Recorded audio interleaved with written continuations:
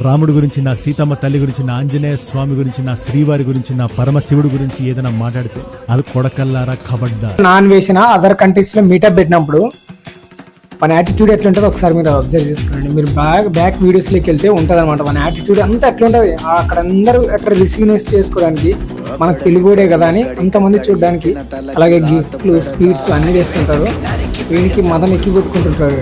నువ్వు ఏదో కామెడీ చేస్తావు అని ఒక మంచి హోప్తో నీకు చాలా మంది సబ్స్క్రైబర్స్ పెరిగినారు.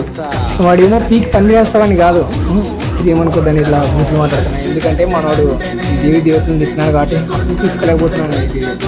చేయొద్దు అనుకుంటున్నా కానీ చేయలేకంటే మనవాడు ప్లే చేస్తున్నాడు.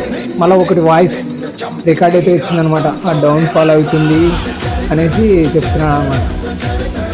అంతే ఇంకా ఒక్కసారి మనం డౌన్ ఫాల్ అయినాక డౌన్ ఫాల్ నీకు దేవుడు ఒకసారి అవకాశం ఇచ్చినాడు, అరే ఎదురురాను అని ఎదగాలంతే కానీ ఎక్కువ మాట్లాడకూడదు.